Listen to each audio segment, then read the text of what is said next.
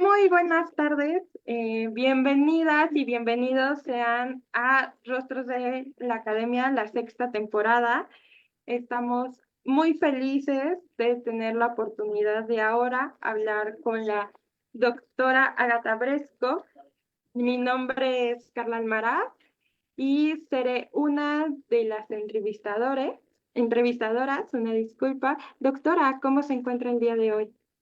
Perfecto, muchísimas gracias y primero que nada, muchísimas gracias por la invitación. Es un honor. No, al contrario a usted. Y como siempre, a nosotros también nos gusta agradecer a videoconferencias que hacen posibles estos espacios y también al doctor Edmundo Hernández Vela Salgado, que hace posible pues todo el proyecto en general. Ahora sí, pues si ya estamos listas, ¿se siente lista, doctora? ¿Lista? Comenzamos. Vamos a iniciar con la parte académica y con esta pregunta me gustaría iniciar. ¿Cómo considera que las teorías tradicionales de relaciones internacionales se han adoptado a las crisis globales recientes? Una buena pregunta. Bueno, primero, antes que empezar, también quiero agradecer efectivamente a las y los integrantes de su equipo y evidentemente al doctor Hernández Vela. Y ahora, regresando a la pregunta, es compleja porque si bien las crisis efectivamente actualmente tienen efectos globales en general, son sumamente interconectadas, complejas y por lo tanto afectan evidentemente las relaciones internacionales, tanto la teoría como la práctica, no creo personalmente que las teorías tradicionales, como por ejemplo el realismo centrado en las relaciones de poder o el liberalismo enfocado en la cooperación internacional, nos proporcionen las herramientas suficientes para analizar estas crisis tan multifacéticas y tan complejas, ¿no? No estoy aquí demeritando estas teorías, yo creo que nos pueden proporcionar muchos conceptos y muchas herramientas muy útiles, pero creo que no son suficientes, ¿no?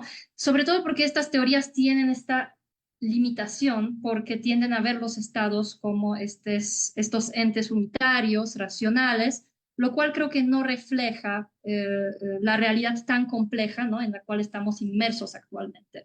Creo que para abordar las crisis globales necesitamos enfoques multi e interdisciplinarios, sobre todo que nos permitan ir más allá, ¿no? Entonces, primero, creo que no podemos, o sería un error, pensar en los estados inmersos en las crisis como entes unitarios, ¿no?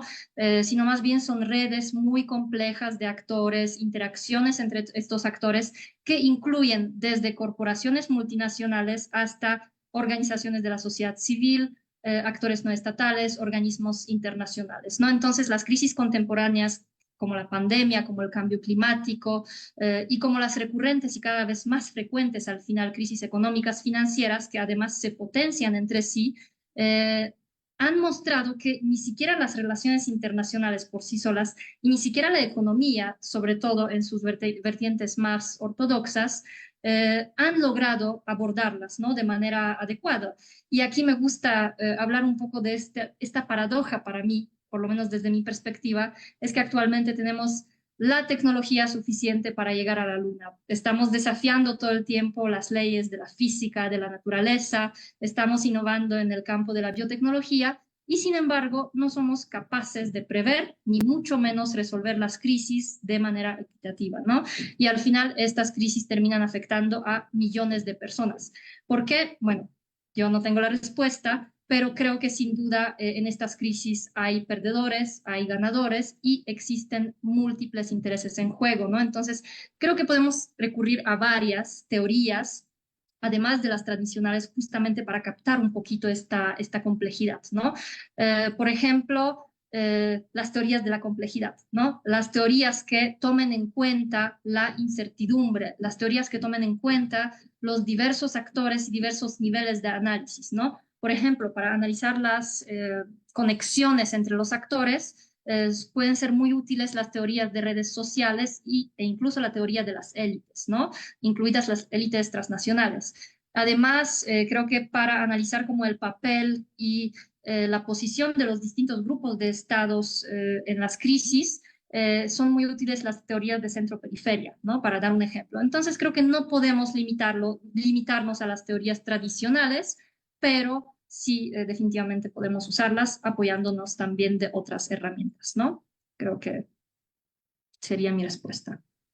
Con esto, conforme de lo que nos dice, o sea, que creo que es muy importante, ¿no? O sea, de que sí es una base al final de cuentas como lo tradicional, pero no es lo que nos debemos a veces de basar para todo lo que está sucediendo actualmente, ¿no? Y Ujú, lo podemos ver en varios momentos, por ejemplo, hablando de una crisis migratoria, ¿no? Si nos tuviéramos en un papel de algo más tradicional, entonces realmente no se podría tener en cuenta justamente el papel de, porque hay gente que pierde más de la que también gente que gana, ¿no? Entonces, totalmente.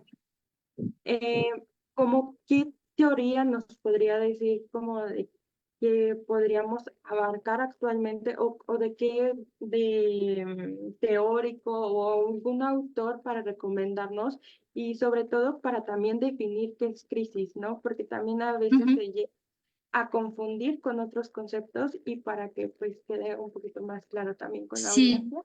sí, para definir la crisis como tal, y aquí tal vez no voy a citar un autor en particular porque lo que más bien quiero aquí mencionar son las generaciones de crisis. Este es un enfoque un poquito más prestado de la teoría económica, tanto de las corrientes ortodoxas, por ejemplo, la primera generación de crisis que considera que las crisis son básicamente causadas por lo que los economistas llaman como desbalances en las variables fundamentales, es decir, que los países están haciendo mal sus trabajos, que los gobiernos dentro de estos países no están teniendo un equilibrio, por ejemplo, en sus cuentas fiscales, están contrayendo demasiada deuda y que básicamente esta es la causa fundamental de las crisis. Y por eso, por ejemplo, la solución propuesta desde esta perspectiva ortodoxa a las crisis es justamente el ajuste estructural y el ajuste fiscal, la famosa austeridad, ¿no? Que como hemos visto en la experiencia de muchísimos países latinoamericanos, lo que termina por hacer es agravar todavía más las crisis y hay mucha literatura muy relevante sobre este tema, ¿no?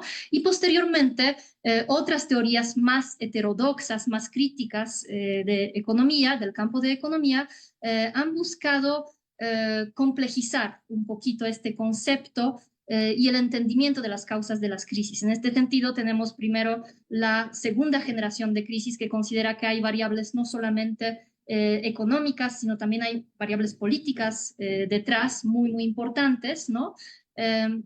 Y que los mercados a veces pueden especular, de hecho, sobre lo que está haciendo un país y de alguna forma a través de una espiral que se llama como profecía autocumplida, empujarlo hacia las crisis, ¿no? Entonces hay como distintos equilibrios posibles que los mismos mercados están propiciando. Y finalmente tenemos la tercera generación de crisis y ahí hay muchísimos autores también que posteriormente, si les interesa, puedo compartir con ustedes, ¿no? Porque es una larga lista de literatura donde están reconociendo que hay muchísimas variables, ¿no? Que están afectando justamente el desarrollo de las crisis y por lo tanto la solución a las crisis debe ser bastante compleja, ¿no? O sea, no basta con una sola solución como la austeridad fiscal o el ajuste estructural, sino que debemos de buscar también soluciones institucionales, buscar tal vez incluso un mayor protagonismo del gobierno, porque tenemos muchas causas de las crisis que ni siquiera están en las manos de los mismos gobiernos afectados, dado que los mercados están tan sumamente interconectados, ¿no? Entonces, definitivamente, creo que para entender las crisis, como la crisis al final es un evento económico financiero que obviamente puede ser causado por diversas variables que van mucho más allá de lo económico y financiero, creo que es útil recurrir justamente a las distintas teorías que nos ofrece el campo de la economía. Yo creo que la economía política internacional sería muy interesante. La inestabilidad financiera, aquí un autor que podemos citar y que seguramente todos y todas conocen es Minsky, ¿no? Entonces, es también muy útil para entender justamente la idea de la inestabilidad y la incertidumbre, ¿no? En los mercados. Iría por ahí. Muchísimas gracias, doctora. Y de acuerdo justamente a esto que nos dice en estas teorías como emergentes, ¿dónde podría entrar a mí me gustaría en dos eventos que creo que se juntan mucho, que es la pandemia Ujú. y las guerras híbridas, Sí. ¿no? Porque creo que va a ser como van a la par, no las podríamos separar totalmente. Ujú. Entonces, ¿cómo podemos ver estos dos, eh, pues, crisis, estas dos crisis que hubo, ¿no? Ujú. Sí, es que ahora tenemos crisis multifacéticas, ¿no? Yo creo que cuando hablas de la guerra híbrida, digo, la guerra híbrida es algo que se ha definido hace mucho tiempo, es algo que también ha sido siempre de alguna forma presente, ¿no? En los conflictos internacionales, pero ahora se habla mucho de la guerra híbrida en el contexto de la guerra rusa en Ucrania, ¿no? Entonces, hablamos justamente de esta guerra híbrida que creo que nos está afectando profundamente la concepción que se tiene en las relaciones internacionales de las relaciones de poder, ¿no? Estamos complejizando esta perspectiva al principio bastante estrecha de poder, centrado sobre todo en factores militares, fuerza militar, y tenemos otros aspectos u otras facetas de poder que hay que tomar en cuenta y que nos está redefiniendo por completo, ¿no? Las relaciones internacionales y el cómo actualmente estamos viviendo los conflictos, ¿no? Creo que el ejemplo más tangible más presente que estamos viendo en las noticias a diario es justamente el caso de la guerra en Ucrania, donde tanto el Occidente como también Rusia están recurriendo justamente a las armas híbridas. Y aquí no me refiero a estas armas nucleares o a las armas no convencionales, sino aquí más bien me refiero al uso no convencional, por ejemplo, del poder justamente sobre poder y control, ¿no? Sobre los recursos naturales, los recursos energéticos, para justamente limitar el suministro y para también afectar los precios, ¿no? Entonces, y por el otro lado tenemos toda una gama muy amplia de sanciones económicas que también están intentando presionar a Rusia, a una potencia, justamente por el lado económico, para que cambie sus posturas políticas, ¿no? Hacia Ucrania o hacia el occidente en general. Entonces es un ejemplo bastante tangible y bastante interesante de cómo se está utilizando estas herramientas al final no convencionales, ¿no? En el conflicto, creo que esto nos está redefiniendo de nuevo mucho el cómo entendemos el poder, que el poder no solamente son factores o el dominio duro, sino también es toda esta parte gramsciana, ¿no? Del poder blando en sus distintas facetas, desde, como ya dije, el dominio y el control de los recursos naturales, de los recursos estratégicos, en este caso el gas, el petróleo, las sanciones económicas y también la información, ¿no? Porque el otro elemento crucial en el mundo tan digitalizado, ¿no? O sea, tan dominado por esta revolución tecnológica, la cuarta revolución tecnológica, definitivamente el cómo quién maneja la información, quién controla el flujo de los datos y cómo lo hace también es otra faceta, ¿no? De estas guerras híbridas. Y no me acuerdo de la otra parte de la pregunta, era la pandemia, ¿verdad? Sí, justo, ya la respondió totalmente. Sí, sí, Sí, y la pandemia es otro momento muy importante porque creo que la pandemia de alguna forma nos abrió los ojos un poquito a cómo se van a ver en un futuro y qué efecto tan devastador van a tener en un futuro las crisis económicas, financieras y sociales que estén desencadenadas por factores de desastres, básicamente desastres naturales, desastres climáticos, ¿no? Entonces hay muchos autores que justamente comparan la crisis por la pandemia con las futuras crisis que van a ser provocadas justamente pues por la crisis ambiental y más estrechamente por la crisis climática, ¿no? Que al final van a tener un impacto muy similar al de la pandemia sobre la economía real, sobre las finanzas y también sobre cuestiones sociales, ¿no? Eh, entonces, nos abren los ojos, pero hay un problema, porque a la pandemia siempre había, en cierta perspectiva, en mediano o largo plazo, conseguir una vacuna. Al cambio climático no hay vacuna, ¿no? Entonces aquí estamos ante unas crisis donde no es posible volver a la normalidad, ¿no? Hay que reconstruir, hay que construir un orden sustancialmente distinto que pueda ser compatible en el sentido de que se pueda adaptar y ser más resiliente ante estos nuevos choques que no solamente nos esperan, pero que estamos viviendo ahora mismo, ¿no? Ahora mismo en México, por las lluvias, hemos tenido deslaves hace pocos días en Estado de México. Es algo muy, muy tangible que estamos viviendo día a día, ¿no? Es ahora la misma Europa y mi país, Polonia, está inundada por completo, ¿no? Entonces estamos viviendo justamente estos desastres que se espera que en el futuro tengan un creciente impacto, ¿no? Y justamente aquí me gustaría preguntar, o sea, ¿cuál es el rol de las instituciones financieras internacionales Mm. como la FMI en la evolución como de, se ha visto realmente una evolución en los regímenes como internacionales y que se han aportado justamente algo a lo del cambio climático desde la pandemia, porque yo sí siento que hay un antes y un después, ¿no? Lo vamos a ver. Sí. Sí, yo creo que sí. Por ejemplo, si hablamos de las IFIs, es decir, instituciones financieras internacionales verticales, como el Fondo, el Banco Mundial, las viejas gemelas de Bretton Woods, ¿no? O las otras bancas multilaterales de desarrollo regionales que también son más verticales, ¿no? Como el BID. Yo creo que cada crisis para estos organismos es una oportunidad de reinventarse y de tener un creciente papel, ¿no? Para el caso del Fondo Monetario Internacional, eso es súper relevante, cómo ha resurgido con mayor fuerza desde la pandemia en términos de flujos financieros, en términos de creciente número de programas, ¿no? De programas tanto de emergencia sin condiciones como también de programas más tradicionales que conllevan condiciones.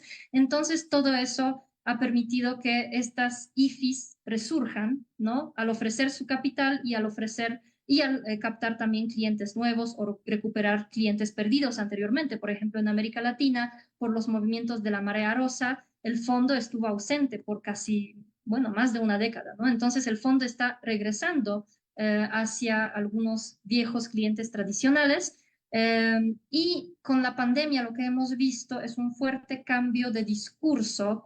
Hay un claro interés de tomar el liderazgo, de tomar las riendas de esta transición ambiental, transición verde o transición energética que nos espera por parte de estas instituciones verticales. El Fondo, el Banco Mundial están como perfilándose como líderes de esta futura transición. Lo que tenemos que ver nosotras y nosotros como investigadores, estudiantes, es justamente por dónde quieren llevar esta transición. O sea, qué implica, quién va a pagar por ella, cuánto va a pagar con ella, ¿no? Porque evidentemente esta transición va a ser muy costosa. Entonces hay que ver por dónde lo quieren llevar. Y sí hay un claro liderazgo. De hecho, el fondo desde la pandemia hizo un nuevo programa de financiamiento que se llama Programa de Resiliencia y Sostenibilidad, que es justamente para financiar y agilizar esta transición verde de los países deudores, ¿no? Pero hay que recordar que actualmente la arquitectura financiera internacional no es lo mismo que fue hace algunas décadas, es mucho más multipolar, tenemos otros actores emergentes, tenemos sobre todo, bueno, las nuevas instituciones un poquito más horizontales, más democráticas, donde no hay condiciones, por lo menos no hay condiciones aparentes a los programas y donde estas instituciones alternativas parecen ser más lideradas por los deudores, ¿no? Por los países del sur. Aquí el ejemplo claro es el banco, ¿no? Nuevo Banco de Desarrollo de los BRICS. El otro ejemplo claro es el protagonismo creciente de China en la arquitectura financiera internacional. Aquí podemos discutir si realmente es con condiciones, sin condiciones, pero sin duda hay una mayor, hay un carácter cada vez más multilateral, ¿no? De las finanzas internacionales y hay que tomarlo en cuenta. Pero creo que sí, las IFIs verticales están tomando un papel muy importante y dado su impacto bastante nocivo en el pasado, creo que hay que vigilarlas de cerca ahorita. Con lo que nos comentaba justamente de este contexto multipolar, ¿considera que la multipolaridad es el nuevo eje de la política internacional? O, ¿y cómo esto va a afectar? Quiero ponerlo más en un ejemplo que nos quede más cerca, ¿no? Es Ujú. América Latina. Sí, sí, yo creo que sí, ¿no? Yo creo que tenemos potencias emergentes que tienen un peso cada vez más relevante en la economía, en las finanzas, pero también en la política. Está el nuevo proyecto, o más bien el viejo proyecto de la nueva ruta de la seda, ¿no? De China, donde hay claramente un intento de acercarse a los países africanos, latinoamericanos y, bueno, de otras latitudes. Eh, creo que no podemos negar que hay o sea, que sí hay una creciente multipolaridad y que esto obviamente o sea, está causando también tensiones geopolíticas, sobre todo con esta transición energética en la puerta, ¿no? Que nos espera. Para América Latina creo que esto sí puede representar desafíos y oportunidades, ¿no? Ambas cosas. Por un lado, la región tiene la posibilidad de diversificar un poco sus relaciones internacionales, puede explorar nuevos acuerdos comerciales, justamente nuevas fuentes de financiamiento sin condiciones, ¿no? Puede pues aumentar sus lazos, por ejemplo, con China y con otros actores emergentes, ¿no? Entonces, definitivamente hay muchas oportunidades, pero por el otro lado hay una creciente competencia entre estas potencias crecientes que puede aumentar la presión sobre los países latinoamericanos para justamente que tengan que alinearse con distintos bloques geopolíticos. Entonces, creo que América Latina debe desarrollar una política exterior pues muy activa, ¿no? Para no quedar como relegada, como en el pasado, un poquito a este rol subordinado, ¿no? A las nuevas dinámicas globales. Es decir, no quedarnos de nuevo en este papel un poco de economía de enclave, centrada en ser exportador primario, ¿no? Sino más bien poder aprovechar la nueva realidad para controlar la cadena de suministro un poquito más, de una manera un poquito más amplia, ¿no? Y no solamente desde este aspecto primario, ¿no? Luego, creo que es importante no idealizar la multipolaridad, porque creo que luego tendemos a idealizar en el sentido de que sentimos que estas nuevas potencias emergentes, sobre todo el ejemplo de China, de que son más benignas que las viejas potencias, ¿no? Del occidente, solo porque vienen como que del sur, ¿no? Al final tendemos a identificarnos con estas potencias y sentimos que son pares y no una potencia. Y definitivamente Estados Unidos, China y todas las potencias emergentes al final van a velar por sus propios intereses. Entonces el tema es cómo nosotros nos vamos a relacionar con ellas para justo eso, ¿no? No quedarnos en esta posición de enclave, sino poder aprovecharlo, ¿no? Que sea una simbiosis de alguna forma. Sí. Justo, a mí me hace mucho pensar como en México, o sea, ¿usted cree factible, por ejemplo, que nosotros de, en vez de como de tal vez en nuestra política exterior enfocarnos un poquito más en hacer crecer nuestro mercado interno, como en algún momento le funcionó a China? ¿Usted cree que Sí, creo que tenemos modelos muy distintos y creo que estamos en etapas muy diferentes. O sea, ya no estamos en este modelo de sustitución de importaciones. Sabemos, y también hay mucha literatura sobre eso, que ha sido un modelo que no ha funcionado tan bien en América Latina como en Asia, por distintas razones, ¿no? Creo que en México ahora lo que estamos pudiendo aprovechar un poquito desde la pandemia es este repensamiento un poco de las cadenas de suministro, ¿no? O sea, la pandemia nos ha demostrado cuán vulnerables son y ha habido como que esta tendencia de volver un poquito al nearshoring, ¿no? Entonces, siento que México, dada su estrecha relación con Estados Unidos, pues está aprovechando un poquito esta etapa, las nuevas inversiones y pues todas las oportunidades que están ¿no? Vinculadas con el nearshoring, ¿no? El otro tema es la transición energética, ¿no? O sea, en México desde hace unos 2 años se está hablando mucho, por ejemplo, del litio, ¿no? Nos estamos intentando perfilar como un potencial país que va a ser un actor fundamental, ¿no? En el caso de este mineral que va a ser tan crucial para la transición verde, transición energética. Entonces creo que estamos intentando aprovechar varias oportunidades, tampoco soltamos porque todavía el tema de los combustibles fósiles, el petróleo sigue siendo fundamental para no solamente la economía del país, sino que tengo la impresión de que es un símbolo casi nacional, ¿no? De soberanía. Entonces estamos jugando creo que en varios frentes. Intentando justamente integrarnos a estas nuevas oportunidades y afrontar los desafíos. Pero los desafíos, tanto para México como en América Latina, van a ser muchísimos porque según varios informes climatológicos, o sea, será de las regiones más afectadas, ¿no? Por el cambio climático. Entonces, y ya lo estamos viviendo. Pero creo que sí es esta cuestión de ver desafíos y oportunidades, ¿no? Y cómo lo manejamos a través de la economía, política exterior y otras herramientas, ¿no? claro? Aquí me gustaría como irme un poquito más a las sanciones económicas en Ok, esta pregunta. y es como de las sanciones económicas de Occidente hacia Rusia y otros países han generado tensiones económicas como globales, ¿no? Ujú. Entonces, ¿qué enfoque teórico, o sea, propondría o de qué manera debemos de entender este impacto a largo plazo en estas sanciones? Ok, bueno, se me ocurre Sistema Mundo, se me ocurre desde RI, pero sobre todo estas teorías que tomen en cuenta la interdependencia, ¿no? Porque hemos visto que luego tenemos una sanción económica que está destinada a afectar Rusia o hay una sanción económica que está destinada a afectar Europa, ¿no? O sea, a la Unión Europea, pero al final su impacto va mucho más allá, ¿no? De este destinatarios, presupuesto, ¿no? Es decir, al final, como tenemos las economías tan interconectadas, tan interdependientes, ¿no? Entonces, una medida que pudiera parecer puntual contra un adversario termina afectando el mundo entero, ¿no? O por lo menos la gran mayoría de los países. Este ha sido el caso del gas, este ha sido el caso del petróleo, ¿no? Porque nos ha afectado lo que está haciendo Rusia, lo que está haciendo Europa profundamente en los mercados internacionales y eso se ha traducido obviamente en precios, ¿no? O sea, en la volatilidad muy importante de los precios, ¿no?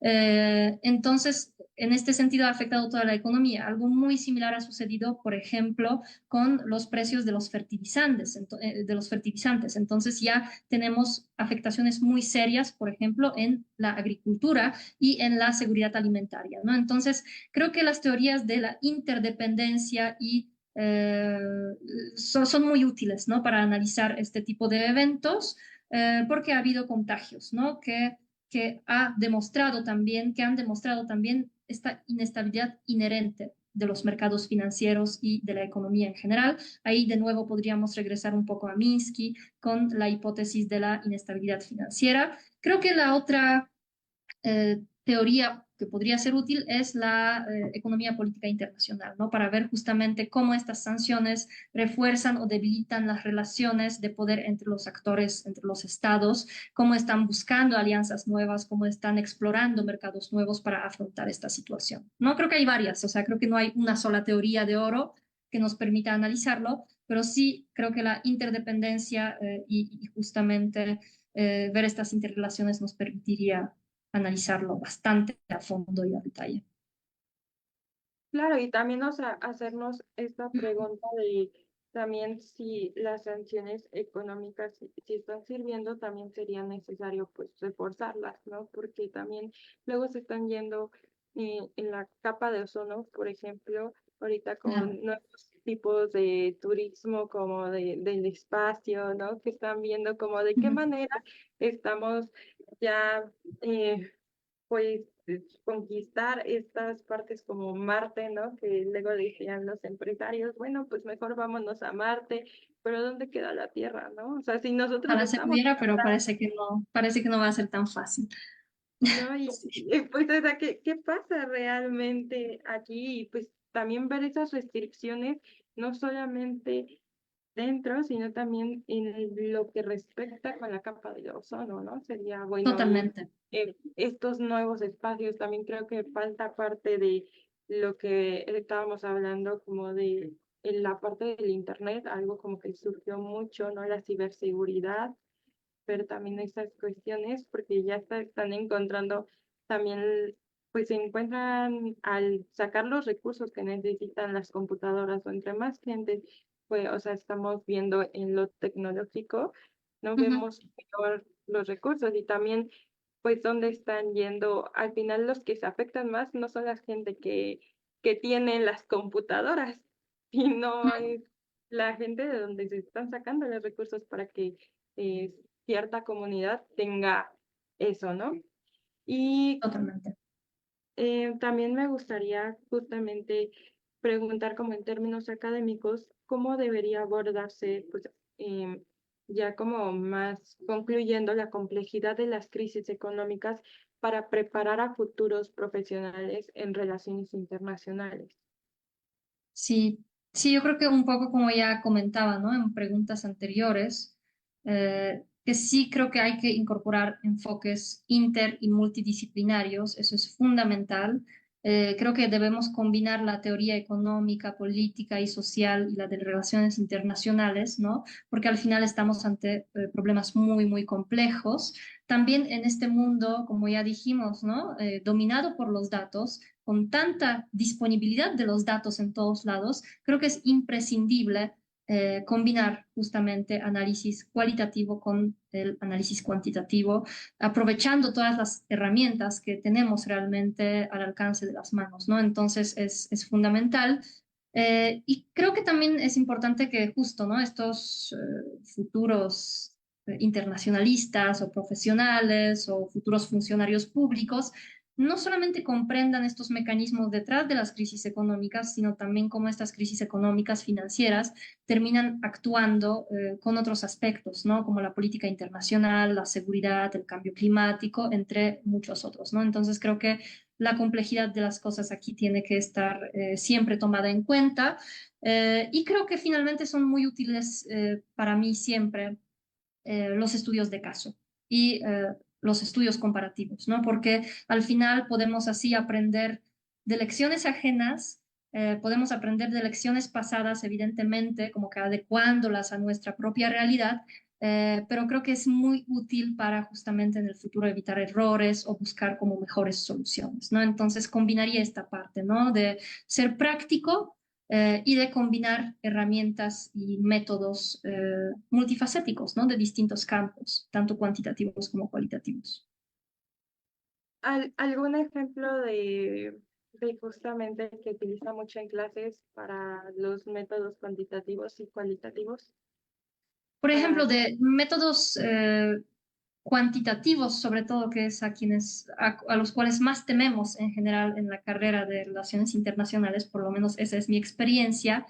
Lo que intento hacer con los y las estudiantes es hacer estos métodos accesibles, es decir, no me interesa realmente el modelo que hay detrás, sino que entendamos el por qué estamos usando este método cuantitativo y cómo nos puede ayudar a interpretar cierta realidad, ¿no? En este sentido, me apoyo mucho en los software gratuitos, amigables, que justamente nos permiten aplicar ciertos métodos cuantitativos sin necesariamente hacer toda esa parte de cálculo tedioso detrás de cómo es que llegamos a este modelo, porque creo que no es el lugar, por lo menos en las asignaturas que estoy dando, no es el lugar para hacer este análisis tan profundo, tan detallado de los distintos métodos cuantitativos. Creo que el método cuantitativo, que para mí se combina también con lo cualitativo y que es muy útil para interpretar el mundo actual, sobre todo la parte social, económica, es la minería de textos. Es el análisis de datos textuales, de grandes corpus de textos,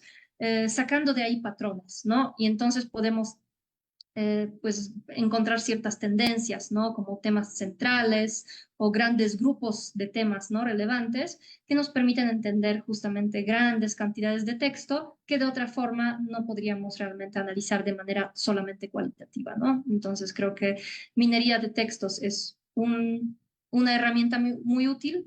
Obviamente, modelos econométricos donde podemos estar analizando distintas variables, cómo se relacionan entre sí, también es muy útil, pero es un poquito más complicado. Pero de nuevo, un software nos puede ayudar a hacerlo y el tema es que nosotros y nosotras podamos interpretarlo, ¿no? Y finalmente creo que también son muy útiles las redes sociales, que al final, y no hablo de las redes sociales como Facebook, sino hablo de las teorías de redes sociales que nos permite mapear y ubicar las distintas conexiones entre los actores de un árbol, ¿no? Entonces, eso es bastante útil también para justamente ver por ejemplo, los estados no como estos entes unitarios, sino como una serie de actores interconexiones, ¿no? Muy dinámicos. Entonces, estos tres me parecen de lo más interesante y al final no es tan complicado, ¿no? O sea, si se usa los software adecuados, creo que puede ser bastante accesible. muchísimas gracias, doctora. Así es como pues concluimos con esta primera sección. Ahora tendré el placer de cederle la palabra a mi compañera Abril Ámbar a la vez ¿Ok? para que ella siga con la siguiente sección. Muchísimas gracias. No me Gracias despido, a ti. ya la Grandes veo, preguntas. pero muchas gracias.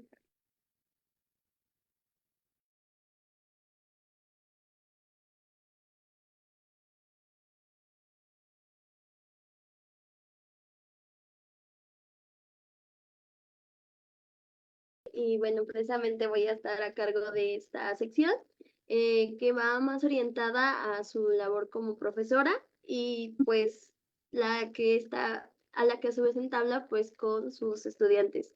Entonces, quiero partir preguntándole primero que cómo cree que la enseñanza de relaciones internacionales pues deba adaptarse para que los estudiantes comprendan pues mejor, ¿no? Las dinámicas que más nos hemos venido planteando, sobre todo ahorita después de la pandemia. Ok, bueno, creo que como que primero es fundamental que como maestra, ¿no? Yo primero me dé la tarea de plantear muy claramente la parte conceptual, ¿no? Yo creo que no podemos entender el mundo sin saber qué conceptos utilizar, cómo utilizarlos, ¿no? En qué sentido utilizarlos. Entonces creo que siempre lo primero que intento hacer, por lo menos, es justamente plantear esta parte conceptual y que quede clara. Es decir, qué es lo que nos rodea y cómo debemos de interpretarlo y amarlo, ¿no? O sea, para que nos entendamos en términos conceptuales y posteriormente, o incluso antes que eso, también siempre me parece fundamental introducir cierto marco histórico. Para mí es imprescindible para entender dónde estamos parados ahora, es ver de dónde venimos, ¿no? O sea, porque en el camino siempre ha habido muchos problemas estructurales que nos permiten entender la situación actual y que no podemos dejar de entender, ¿no? Entonces, parte conceptual y luego parte histórica para mí son dos temas centrales para introducir o plantear un problema, ¿no? Posteriormente me gusta mucho que los estudiantes, las estudiantes aterricen, incluso ellos mismos, ellas mismas, que aterricen lo que estamos viendo, lo que estamos conceptualizando a temas más tangibles, a problemas coyunturales, ¿no?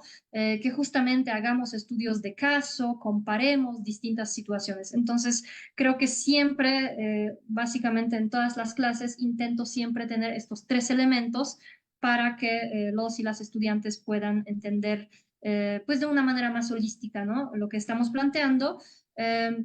También creo que si ya estamos hablando de la pandemia, pues sí es importante introducir o explorar nuevas áreas de estudio, ¿no? Que la pandemia nos ha abierto o por lo menos que la pandemia nos ha expuesto de alguna forma, como por ejemplo justo eso, ¿no? La resiliencia, la adaptación, la seguridad humana, que tal vez antes de la pandemia no recibían tanta atención que realmente merecen, ¿no? Entonces esas serían como mis ideas Sí, me centrales. parece bastante pertinente como que esta metodología que tiene, entonces a la vez esto me hace pensar como que ya cuando uno lo lleva a la práctica, qué métodos, digamos, pedagógicos, pues utiliza, ¿no? También para, pues, motivar a los estudiantes a, pues sí, a desarrollar una visión crítica, ¿no?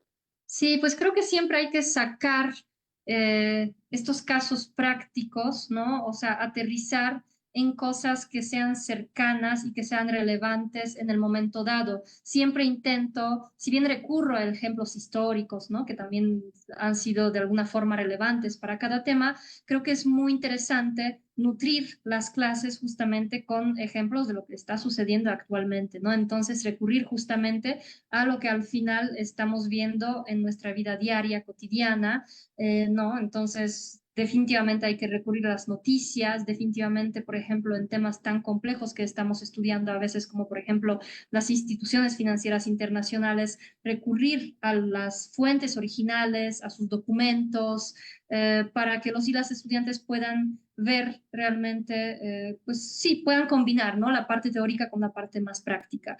Desafortunadamente no me ha sido tan sencillo el tema todavía de poder hacer salidas prácticas, ¿no? De campo, porque también en relaciones internacionales creo que es bastante más limitado para que literalmente las alumnas puedan tocar, ¿no? Ver los problemas de cerca. Pero bueno, intentamos hacer con lo que se puede, es decir, en este caso buscar como documentales relevantes, videos que tal vez pues nos permitan, ¿no? Hacer que distintas partes del cerebro funcionen y puedan entender que los problemas que estamos discutiendo al final no son problemas meramente teóricos, sino que tienen también una parte práctica, ¿no? Y política muchas veces. Sí, justamente también siento que en la parte práctica también se vuelve un poco más complicada en el hecho de que también dependes como de la institución, de hacer todos los Ujú, trámites burocráticos para llevarse, ¿no? Pero ujú. bueno, me llama también bastante la atención esta cuestión de que al final de cuentas también lo que se quiere es que el aprendizaje o bueno, se vean como que no solamente se estanque solamente en la parte teórica, sino que Sí. busquen como otras formas y que pues sea un conocimiento muchísimo más holístico, ¿no? Sí, y Eh, más ahora, ¿no? Que tenemos disponibilidad de tantas fuentes al final de información, ¿no? O sea, tenemos de todo, o sea, tal vez no podamos ir, ahora que estoy dando clases de logística comercial internacional, posiblemente no vamos a poder ir en una excursión a un almacén de Amazon, pero podemos encontrar videos de cómo son los almacenes de Amazon en Estados Unidos, en México, en España, ¿no? Entonces, de alguna forma, con esta digitalización, pues realmente no hay casi límites, ¿no? Entonces también invito siempre a mis estudiantes a que busquen fuentes, pues siempre literatura de otros países, ¿no? O sea, porque ahora también incluso no hace falta, digo, obviamente estamos en carrera de relaciones internacionales, sería necesario hablar inglés, pero ni siquiera es necesario actualmente hablar inglés para poder acceder, leer y comprender un texto, por ejemplo, en inglés, porque pues tenemos la traducción perfecta, básicamente, ¿no? Entonces, siempre invito justo a mis estudiantes pues, a que busquen e intenten diversificar un poquito sus fuentes de consulta. Sí, sin duda son pues las ventajas que al final del día también nos terminan brindando pues las nuevas tecnologías de información, la inteligencia Ujú, artificial, ¿no? O sea, se les pueden sacar claro. mucho partido, ¿no? Ujú, Eh, bueno, digamos que cambiando un poquito la cuestión sobre respecto a las materias que imparte, pues se nos ha hecho también como bastante curioso el hecho de preguntarle cómo aborda pues en sus clases temas pues complejos como la realidad misma, que es las cuestiones de las crisis económicas y bueno, en este caso lo que veníamos platicando de los programas del Fondo Monetario Internacional, ujú. ser como los vuelve accesibles para la comunidad estudiantil, digamos que dejándolo desde un lado pues súper técnico, ¿no? Con... Sí. Ujú. Pues creo que eso hay que aterrizar, porque muchas veces creo que cuando estudiamos organizaciones internacionales, tengo la impresión de que a veces nos limitamos a estudiar cosas esto, técnicas, ¿no? Que al final son bastante tediosas, son un poco aburridas y tampoco nos aportan tanto conocimiento relevante, ¿no? Como por ejemplo el organigrama, ¿no? O sea, países miembro, historia, que es necesario conocerlo, pero creo que no podemos limitarnos a estos aspectos, ¿no? Creo que es muy importante meterse a la parte más interesante, que es la operativa, es decir, cómo operan desde adentro, en qué consisten sus programas, porque a veces los estudiantes, las estudiantes en general al inicio de las clases ni siquiera saben que, por ejemplo, el Fondo Monetario, el Banco Mundial están ofreciendo financiamiento a cambio de ciertas condiciones. Entonces, lo que yo intento y pretendo enseñar es dónde podemos encontrar estas condiciones, cómo podemos buscar los textos de los acuerdos, las revisiones de los acuerdos, dónde podemos encontrar estas condiciones. Luego, cómo podemos interpretarlas, porque al final es un lenguaje bastante técnico, entonces bastante específico. Entonces, lo que me importa es justamente cómo vamos a interpretar, ¿no? ¿Qué significa una condición fiscal? ¿Qué significa ajustar el gasto, ¿no? O sea, ¿qué puede implicar esto en la economía? ¿Qué efecto puede tener en la economía, en la política, ¿no? Entonces creo que esta parte es muy importante. La otra parte que es importante es que las estudiantes, los estudiantes se familiaricen con las políticas, las dinámicas políticas detrás de estas instituciones. Por ejemplo, quiénes la controlan, cómo se toman las decisiones, ¿no? Cuáles son los intereses geopolíticos y económicos en el juego detrás, ¿no? Luego me gusta también analizar un poco el impacto de si ya una vez que hemos visto quién controla la organización a través del voto, a través de los discursos, a través de justamente participación en este organigrama, en la toma de decisiones. Luego hemos visto aterrizado este conocimiento a qué tipo de programas promueven, qué condiciones le piden a los países que apliquen, ¿no? Entonces es interesante ver también qué impacto tiene en la política interna y en la parte social de cada uno de estos países deudores, ¿no? Entonces me gusta como que trabajar la CIFIS en estos tres niveles, ¿no? No solamente la parte como técnica de organigrama, sino más bien la parte operativa y la parte de control, ¿no? Y de su impacto. Un poco Sí, así. sí, también considero que dentro de nuestra facultad, pues incentivar el pensamiento crítico se debería ser algo que tendríamos que tener como ya también muy normalizado o que todo el tiempo como que tratemos de meterlo dentro del análisis, ¿no? Ujú. Por eso, pues a la par también me surge la cuestión de que si desde dentro de su experiencia, ¿cómo nos puede decir que responden las y los estudiantes a temas como seguridad energética, crisis económicas globales, sí desde esta perspectiva crítica, ¿no? Viéndolo no solamente desde la parte técnica, sino desde la influencia que precisamente estos organismos sí o sí tienen dentro de los países, ¿no? Sí, yo creo que primero hay siempre mucho interés. O sea, yo creo que desde la pandemia, de hecho, hay un creciente interés en estos temas, ¿no? Porque vivimos en una crisis muy prolongada, cuyo proceso de cicatrización todavía va a tardar años, ¿no? Estamos sintiendo estos efectos de crisis en nuestros bolsillos, en nuestras familias, en el empleo de nuestras familias. No es, creo que es algo bastante tangible ahora en México, ¿no? Desde la pandemia. Es decir, entendemos que la crisis puede pegarnos y que va a tener un impacto muy, muy fuerte en, pues en nuestra vida cotidiana y también en nuestro futuro, ¿no? A mediano y largo plazo. Entonces, definitivamente creo que hay un creciente interés desde la pandemia por esta parte de experiencia personal de que los y las estudiantes lo han vivido personalmente. También porque es un tema que está de moda, entonces todo el tiempo se habla justamente de la crisis ambiental. Entonces sí hay interés por un lado, pero creo que por otro lado también hay preocupación y un poco este susto, porque justamente los alumnos, las alumnas no siempre se sienten seguros de sí mismos, de como su bagaje conceptual y de que si serán capaces de entender estas complejidades, ¿no? Inherentes a las crisis. Entonces siempre hay cierta preocupación, sobre todo por este lenguaje pues bastante técnico, específico, ¿no? De las finanzas y de la economía. Pero bueno, creo que esta parte logra de alguna forma sobrepasarse, ¿no? Y creo que estamos, sobre todo cuando recurrimos a estos métodos cuantitativos, pero de manera digerible, creo que en general la respuesta es muy buena, ¿no? Y muy positiva.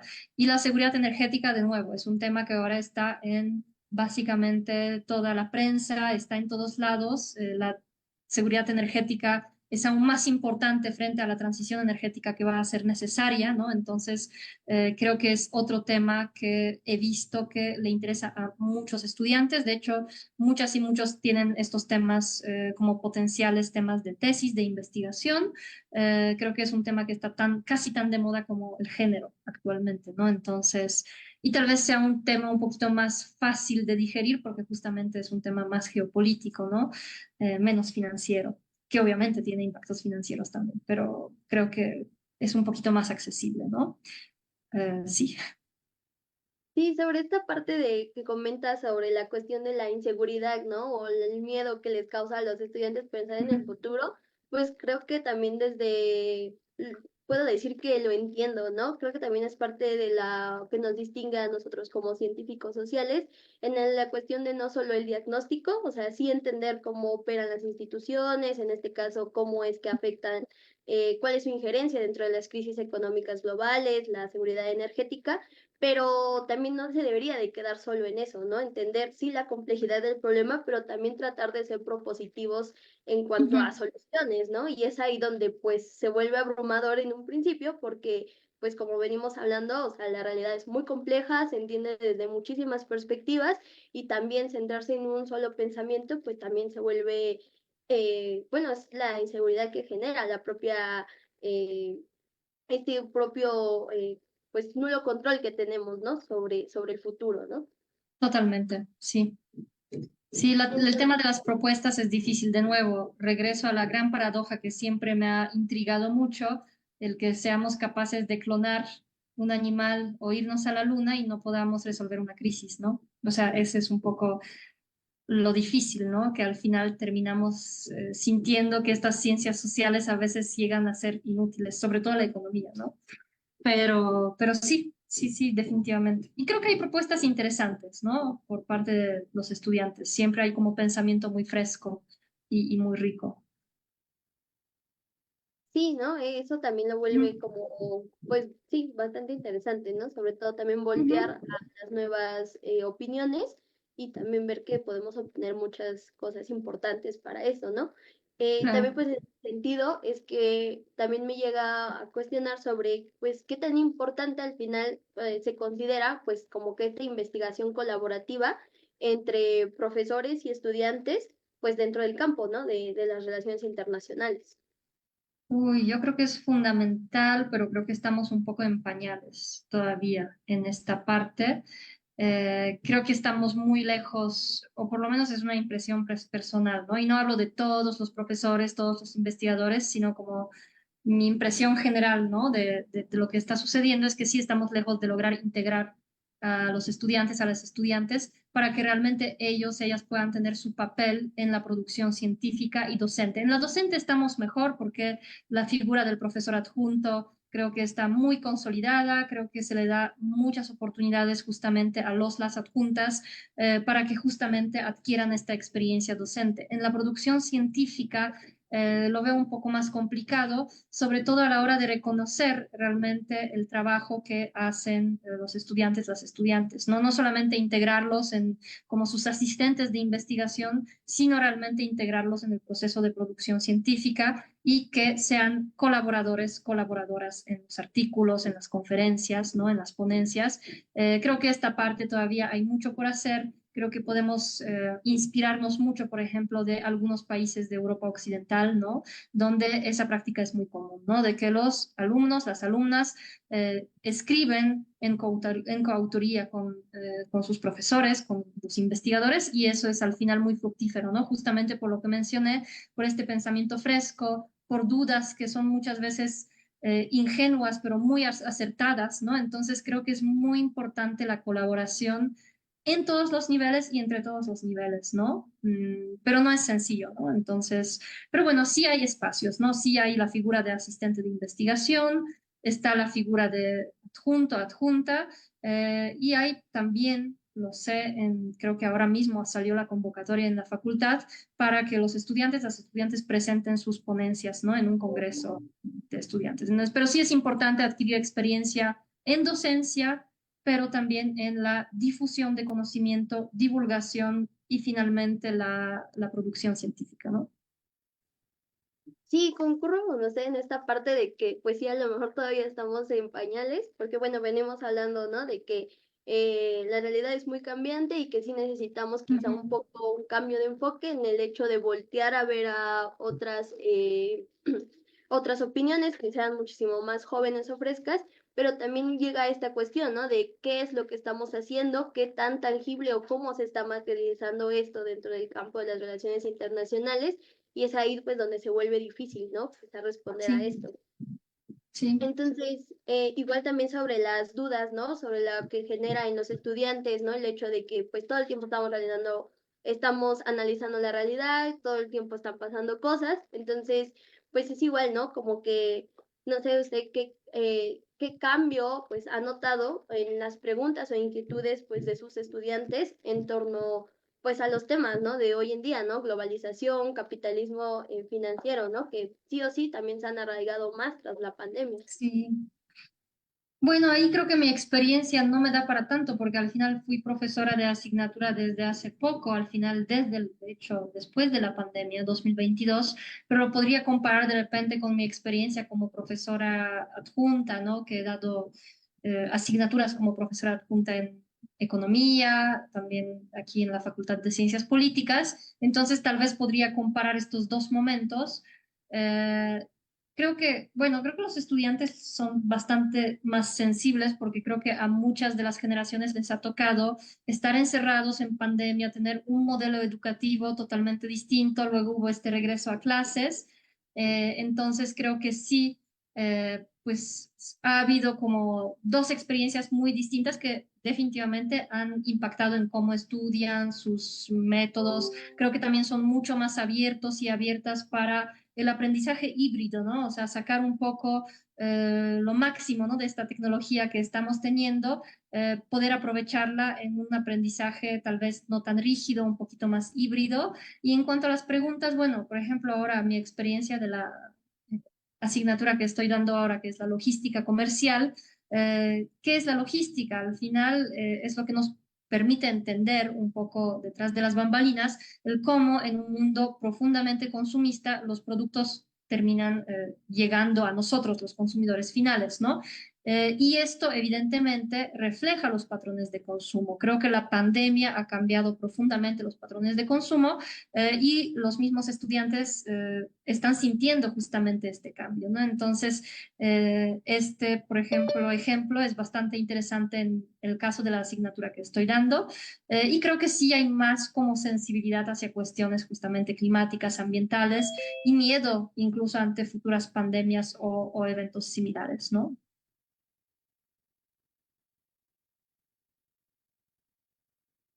Hoy creo que perdimos conexión. Y tuvimos un pequeño momento de fallas técnicas, pero sí la estoy escuchando. Pues justamente le iba a decir que, bueno, de mi parte ahorita es como, así es como finalizaríamos mi sección.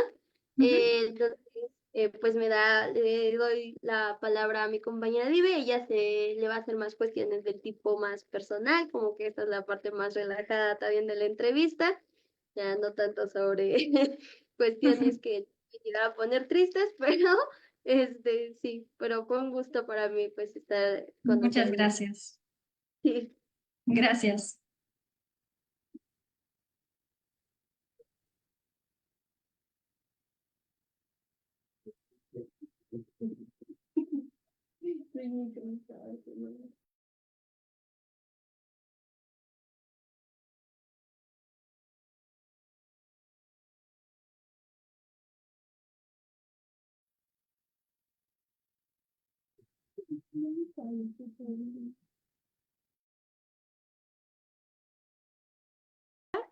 Yo soy Diveni y voy a estar haciendo las preguntas pues un poco más relajadas y personales, como igual para conocer esta parte, pues ya saliendo como de esto de la carrera, ¿no? Bueno, sí vamos a hablar de la carrera, pero ya más relajado. Em, un segundo, estamos teniendo unas fallas técnicas, pero ya estamos en eso. Bueno, nuestra primera pregunta pues en los personales sería, ¿qué la inspiró a estudiar relaciones internacionales y luego especializarse en economía? Bueno, no quería estudiar matemáticas.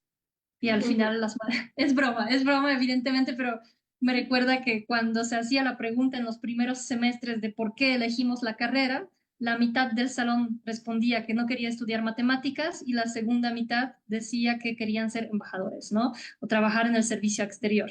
Entonces, es mentira lo de las matemáticas porque al final el gusto justamente por métodos cuantitativos me ha llevado a también posteriormente especializarme más en la economía, economía financiera. Pero, ¿por qué estudié relaciones internacionales? Yo creo que primero por una decisión más personal que académica, porque desde muy chiquita como que no, realmente no me sentía tan a gusto en mi país natal, no encontraba mi lugar en la tierra.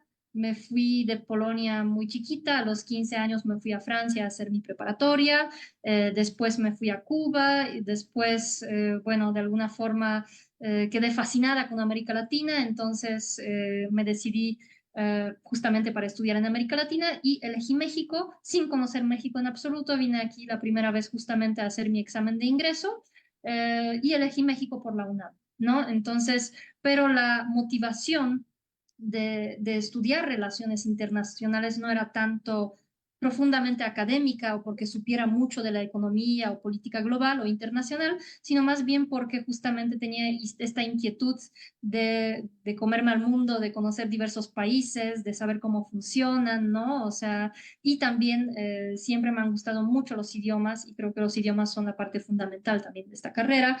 Entonces, sí, definitivamente fue como una decisión más personal que académico. Al iniciar la carrera quería terminar trabajando con refugiados y migrantes. Durante la carrera, de hecho, y antes de la carrera, participé como voluntaria en diversas organizaciones que justamente trabajaban con migrantes, refugiados, y quería trabajar en ACNUR. Obviamente no ha sucedido, pero bueno, uno nunca sabe de qué vaya a pasar en un futuro. Mis prioridades han cambiado un poquito, pero sí, este fue mi sueño inicial, ¿no? Como de muchos, de hecho, de los estudiantes y estudiantes de relaciones internacionales, de justamente estar en la ONU y trabajar, ¿no? En organismos internacionales. Entonces, al final no me fui tan lejos, pero no le atiné del todo. Me parece muy interesante esta cuestión que usted mencionó sobre que no se sentía como conforme en su país y cómo, pues esto, o sea, de lo personal pasó a desarrollar el gusto por las relaciones internacionales, ¿no? Y creo que desde siempre tuvo esta, pues, esta espinita, ¿no? Entonces, pues normalmente, bueno, yo no tengo como otra nacionalidad ni nada de eso, pero pues esta combinación entre esto, este disgusto personal y pues el gusto por la carrera me parece muy interesante, la verdad, y muy bueno, muchas gracias por su primera respuesta. Como segunda respuesta, es justamente como también en relación con sus estancias en el extranjero y es cómo influyó su estancia postdoctoral en su visión sobre las instituciones financieras internacionales en América Latina. Sí, bueno, la estancia fue en la facultad, ¿no? O sea, pero en general, la economía global me empezó a interesar desde la licenciatura. Desde la licenciatura, de hecho, me especialicé en el campo económico. Mi tesis fue sobre la crisis financiera global, ¿no? Y un poco cómo esta crisis, de alguna forma, cuestionó el poder unilateral de los Estados Unidos en la economía global. Entonces, desde el principio o desde muy temprano me interesó esta parte económica, ¿no? Y financiera. Empecé a estudiar la CIFIC ya en la maestría. Mi tesis de maestría fue justamente el estudio o análisis de funcionarios del Banco Mundial para ver justamente su conexión con el mundo corporativo estadounidense, con la política estadounidense, con la cultura o incluso con el sistema educativo, ¿no? Entonces fue hacer una red de funcionarios del Banco Mundial desde finales de los 60 hasta 2008 y evaluar justamente los patrones de esta red, ¿no? Entonces, desde las IFIs me han interesado desde la maestría. En el doctorado ya me especialicé en las crisis económicas y financieras, en el caso de Argentina y Grecia, pero sobre todo cómo estas crisis han sido manejadas y gestionadas por el Fondo Monetario Internacional, ¿no? Entonces ahí ya empecé a aterrizar un poco mi interés en el fondo, estudio de las condiciones, las políticas de austeridad, y bueno, creo que la estancia postdoctoral y la pandemia me han dado justamente esta oportunidad de ver cómo las IFIs, sobre todo el Fondo Monetario, pero también Banco Mundial, están regresando a América Latina. Como mencioné luego en las otras preguntas, el fondo estuvo ausente, ¿no? De la región por mucho tiempo. Muchos países se han rehusado a recurrir a sus préstamos, tocar a sus puertas. Entonces, definitivamente la pandemia ha sido un momento bastante importante, un momento de inflexión y también ha habido cambios importantes en el comportamiento del mismo Fondo Monetario, ¿no? O del Banco Mundial, cambio de discurso, cambio de ciertas condiciones. Entonces ha sido interesante este regreso, ¿no? A una región que antes era su cliente principal. Después hubo un largo periodo de distanciamiento y ahora de nuevo regreso a ciertos países, ¿no? Es interesante. Sí, justamente, bueno, con relación a lo que mencionó, creo que también es importante como resaltar estas limitaciones que estas IFIs tienen dentro del continente de América Latina, ¿no? Y cómo al estar, o bueno, usted al de investigar esto mismo de diferentes países, pues se puede ver cómo está, pues esta diferencia, ¿no? O sea, entre los diferentes continentes, o más bien como cómo justamente llegan a influir aquí en América Latina de diferente manera que en el caso de Grecia, ¿no? Y bueno, como siguiente pregunta, ¿qué retos ha enfrentado al ser una mujer académica en un campo dominado por voces masculinas como las finanzas internacionales y la economía política? Ahí, pregunta difícil. Yo creo que he tenido como un gran privilegio o tal vez una gran suerte de que realmente creo que nunca he enfrentado ningún reto de este tipo, ¿no? Por ser mujer específicamente. De hecho, siempre he tenido como un gran apoyo tanto de hombres como de mujeres, profesoras, profesores, investigadoras, investigadores. Nunca he tenido ningún problema, ¿no? De este tipo. De hecho, estoy colaborando mucho con mujeres. Tuve una gran asesora de mi estancia postdoctoral, que es la doctora Sandra Canetti, que le mando un saludo. Y también tuve grandes asesores, ¿no? Investigadores hombres. Entonces nunca he tenido este problema de esta naturaleza, sin embargo, eso no significa que estos problemas no existan, ¿no? Al contrario, creo que sí está muy arraigado y más en la cultura mexicana, ¿no? Que todavía desafortunadamente es bastante machista. Pero bueno, a mí no me ha tocado, por suerte. Entonces, y espero que así sea a futuro, pero bueno, sí, personalmente no he tenido malas experiencias. Sé que estos problemas existen.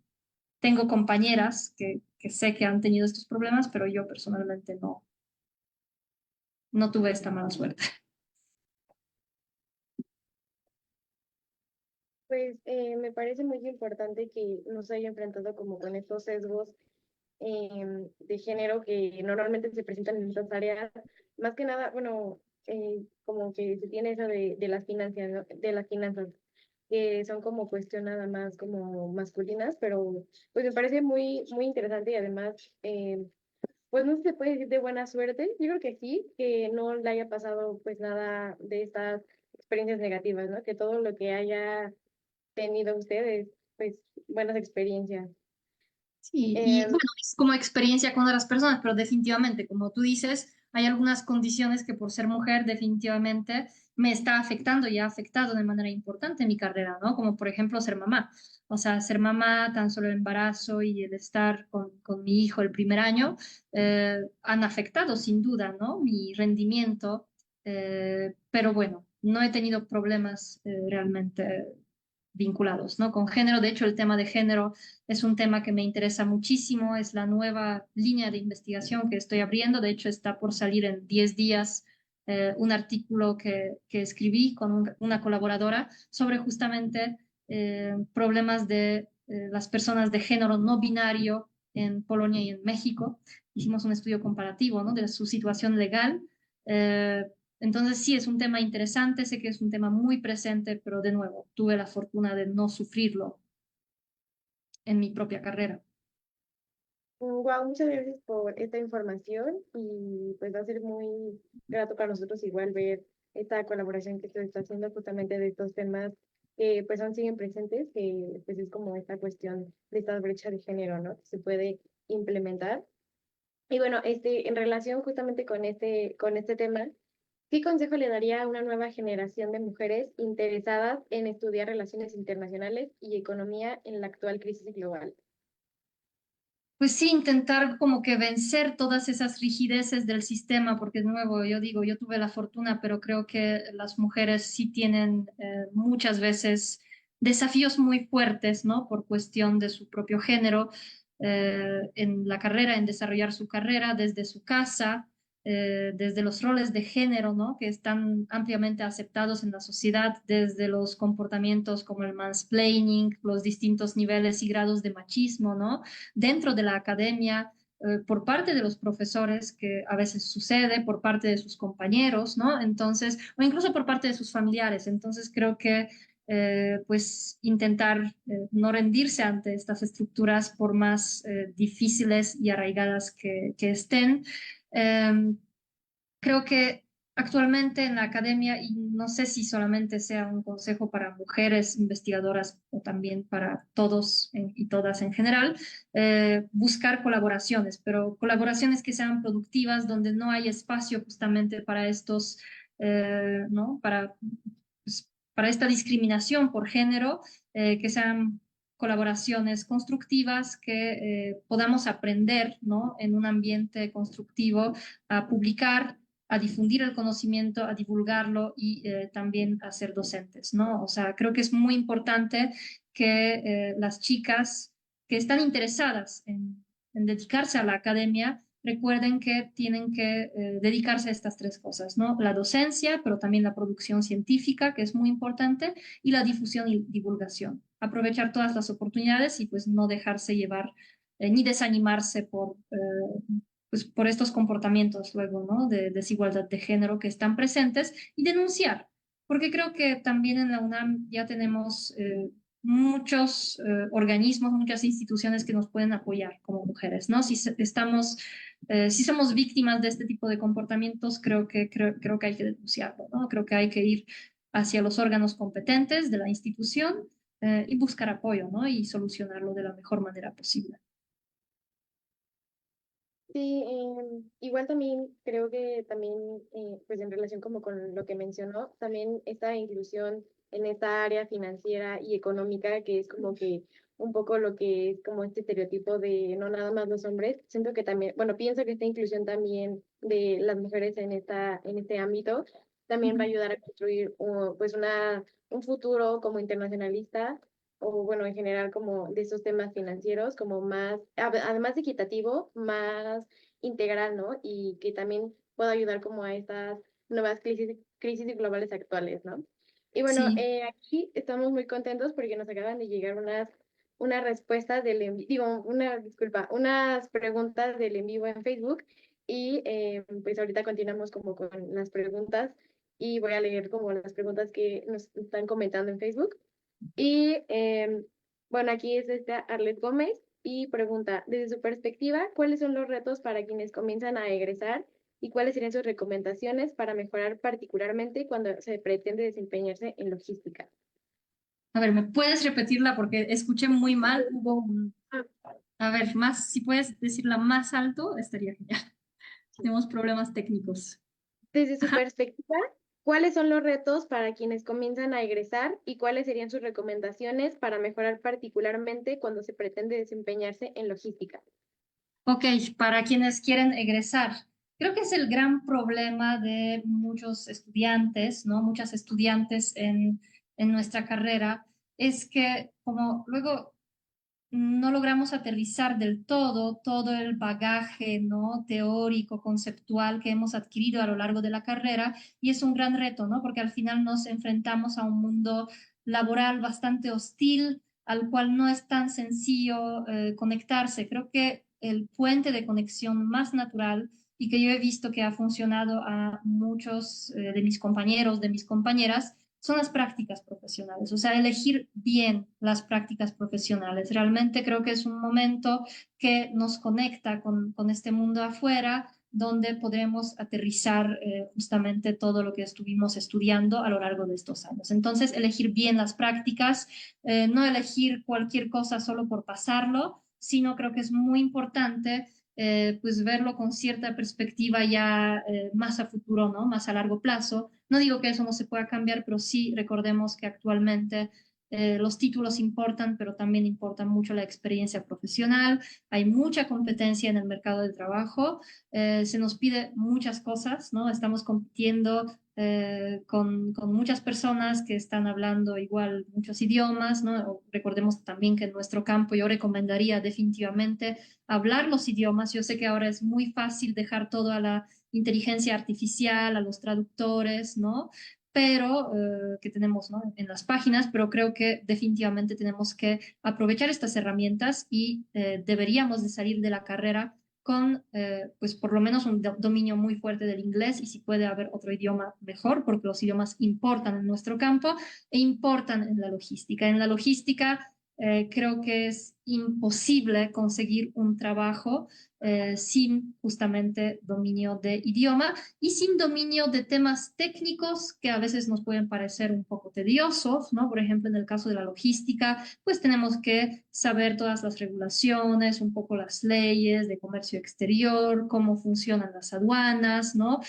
Cómo funciona incluso la parte técnica de la logística, el transporte, gestión de almacenes, inventarios que pueden llegar a ser conocimientos, de nuevo, complejos, tediosos, muy técnicos, pero a la hora de justamente ir a una entrevista de trabajo o por unas prácticas profesionales a una empresa de logística, seguramente vamos a tener que manejar y dominar estos conceptos, ¿no? Entonces, pero no solamente dominarlos, también poder aterrizarlos, saber como problemas de coyuntura, cuáles son los grandes desafíos de la logística actualmente. Entonces, tenemos que lograr combinar bastante bien pues los conocimientos técnicos, conceptuales, con pues una perspectiva un poquito más amplia, ¿no? De problemas coyunturales detrás.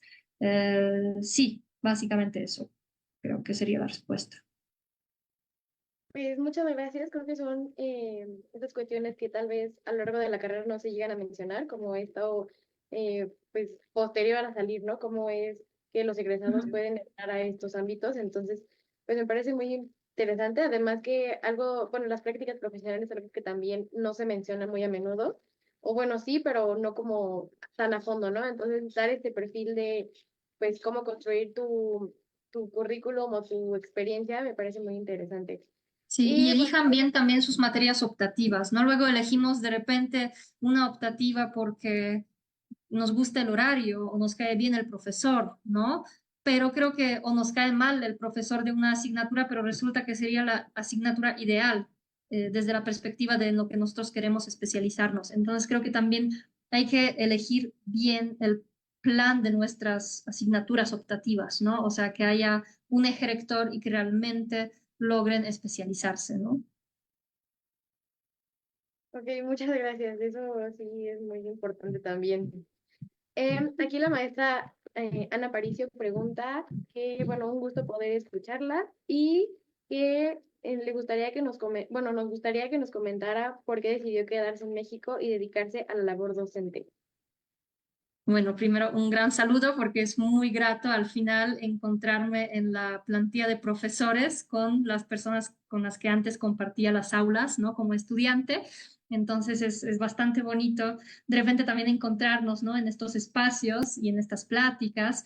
Luego sería muy interesante también de repente colaborar, ¿no? En proyectos. Eh, ¿Por qué decidí quedarme en México? Definitivamente creo que sí encontré mi lugar en la tierra.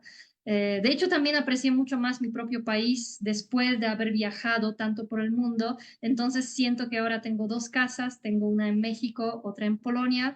México me ha sorprendido muchísimo porque, como dije, yo vine acá directo a hacer examen de ingreso, no sabía absolutamente nada de México. Para mí, México, yo, desde mi perspectiva en aquel entonces era muy jovencita, estaba en la prepa, pues era América Latina, era lo mismo que Cuba, que ya conocía porque había hecho una estancia de investigación como de intercambio en la prepa en Cuba, entonces para mí México era Cuba, básicamente. Y cuando o sea, me encontré con la realidad, pues ha resultado muy, muy diferente a lo que me esperaba. Muy diferente no significa ni peor ni mejor, solamente distinto, ¿no? México me ha fascinado por su riqueza cultural, natural, por las personas, por la comida, básicamente todos los aspectos. Y eso que aprendí a comer la comida mexicana relativamente tarde. O sea, pero sí, es un país, casi un continente muy rico, ¿no? Donde podemos aprender mucho.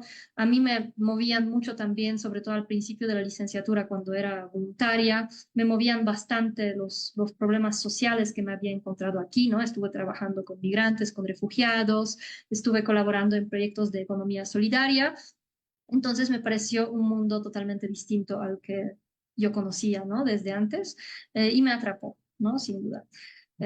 Y la docencia, curiosamente, o sea, fui profesora adjunta durante la licenciatura, durante la maestría, y la docencia no era mi parte favorita. Yo quería definitivamente eh, dedicarme a la investigación. Luego me encontré con muchas barreras con el tema de dedicarme a la investigación porque no es sencillo. Y es también mi consejo por eso a las futuras investigadoras de que desde el principio aprendan a publicar, porque el proceso de aprender a publicar es sumamente complejo, es largo, es fastidioso, es frustrante. Hay mucha frustración al principio porque terminas enviando un trabajo en el que has trabajado años y al final no sale publicado, es muy complicado este proceso, muy largo. Y la docencia aprendí a quererlo, ¿no? O sea, es algo que no me nació desde el principio y curiosamente me nació porque empecé a dar clases de idiomas. Entonces aprendí a aprender cómo conectarme con los estudiantes, justamente dando primero clases de idiomas, mucho más que como profesora adjunta, ¿no? Y ahora me encanta la docencia y definitivamente creo que me gusta mucho más que la investigación pura y me encanta combinar ambas cosas, ¿no? Creo que es muy importante combinarlas. Muchas gracias por pues, Muchas gracias por esta respuesta. Y también, bueno, la maestra también preguntaba ya algo que ya respondió en esta misma cuestión, que fue su proceso como formativo como internacionalista, pero pues ya, ya la respondió en conjunto. Y bueno, aquí también está Gabriela Magdaleno, nos pregunta si podría presentar, si se podría presentar alguna crisis financiera en la Unión Europea debido a factores como la baja tasa de natalidad y la poca aceptación de recibir migrantes. Totalmente. Yo creo que en Europa actualmente estamos frente a una crisis. Lo que está pasando tan solo en Alemania, por ejemplo, ¿no? Con Volkswagen, estamos frente a una crisis, estamos todo el tiempo rozando una crisis de alguna forma. Yo no sé, honestamente, cómo vamos a sobrevivir ya el tercer invierno que se acerca con todas las sanciones y con todos los cortes de suministro de gas, por ejemplo, de Rusia, ¿no? Eso tiene un impacto inflacionario muy, muy profundo. No hay suficiente crecimiento y tenemos como de nuevo crisis multifacéticas, ¿no? Tenemos la crisis, como tú dices, de la población que está envejeciendo, ¿no? Eso evidentemente va a tener un peso muy fuerte, por ejemplo, en las pensiones, en las jubilaciones, que alguien tiene que pagar por ellas, ¿no? Otro problema son de nuevo estos cortes de suministro, por ejemplo, de gas, de petróleo, ¿no? Por el conflicto de Rusia en Ucrania, que pues están empujando los precios arriba. Tenemos otro gran problema, que es un problema no solamente económico, sino político, que es el Pacto Verde Europeo, que es la solución que Europa pretende dar a la crisis ambiental, crisis climática. Es muy ambicioso, es muy necesario, pero hay muchas tensiones alrededor de este pacto, sobre todo en el caso de los agricultores. Si han leído noticias recientemente, ha habido muchísimas protestas justamente de los agricultores por este pacto verde, ¿no? Entonces, tenemos muchas variables en el juego. Recordemos también que la Unión Europea no es un ente unitario, sino es un conjunto al final de países con realidades bastante diferentes, cada uno de estos países, con sistemas políticos al final también y partidos, ¿no? A la derecha, a la izquierda, diferentes. Entonces, creo que sí, estamos enfrentando problemas. Creo que lo que se ha logrado hacer en esta pandemia bien es cómo ha operado el Banco Central Europeo, básicamente, ¿no? En calmar los mercados, etcétera. Pero sí, estamos en un escenario muy complicado.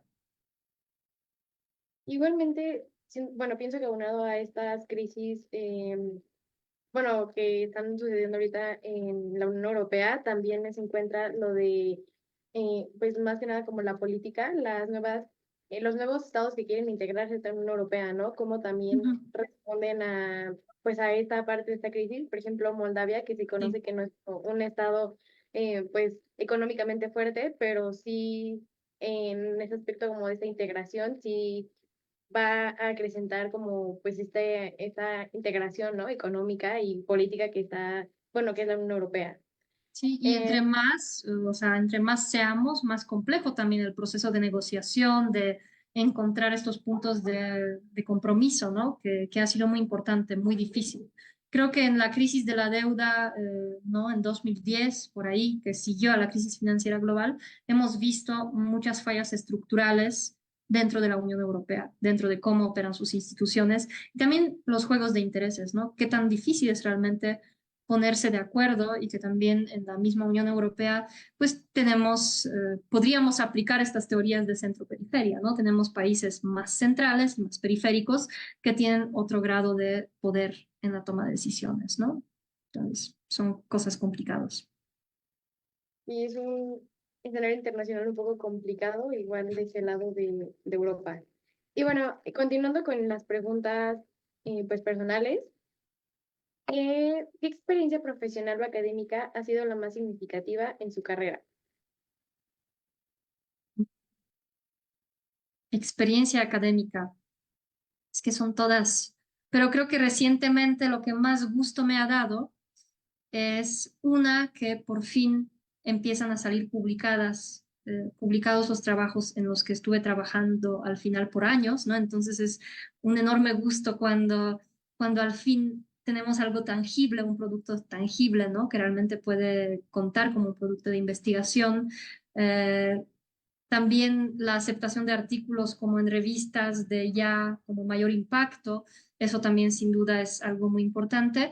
Y otra parte es el inicio de colaboraciones internacionales. Yo creo que esto ha sido para mí de lo más grato cuando las personas, los autores que yo misma he citado, admirado, leído, me escriben por correo y sobre un trabajo mío y me preguntan y me ofrecen posibles líneas de colaboración. Creo que esto ha sido de las cosas pues más bonitas, ¿no? De este trabajo de investigación. Y bueno, cada clase y al final cada vez que entro al aula en un semestre nuevo, ¿no? Y conozco a mis estudiantes, que saludo a todo el mundo, sí, sí, también es una gran experiencia, ¿no? Pero sí, recientemente el inicio de colaboraciones internacionales.